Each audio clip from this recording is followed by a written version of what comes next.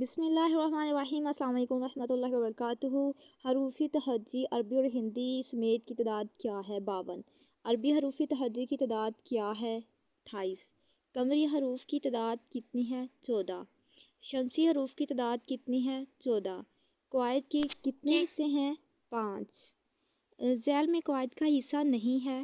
इल्म फ़लक, इल्म हिजा, इल्म सर्फ़, इल्म नहव, ये सारा आपको सबको पता होगा। इल्म फ़लक नहीं है।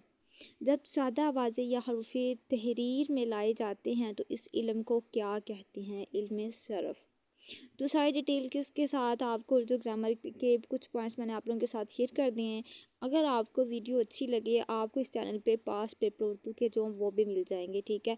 पास पेपर जितने भी 2022 के और भी जितने भी सारे पेपर्स हैं, तो इंशाल्लाह और भी काफ़ी इन्फॉर्मेशन उर्दू की मैंने आप लोगों के साथ शेयर कर दिया, इस चैनल पे आपको मिल जाएगी। अगर आपको वीडियोस मेरी अच्छी लगती हैं तो चैनल को सब्सक्राइब कर दें, लाइक कर दें, शेयर कर दें।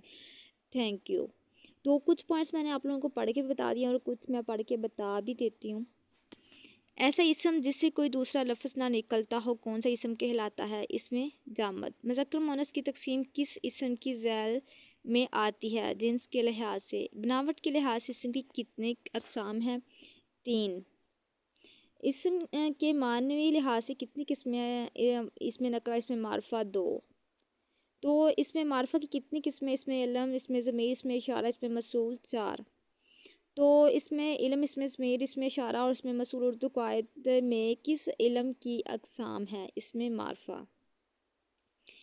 तो इसी तरह और भी काफ़ी सारे हैं, ये ख़ुद आप नोट्स भी बना लीजिएगा और इसको अच्छी तरह देख भी लीजिएगा।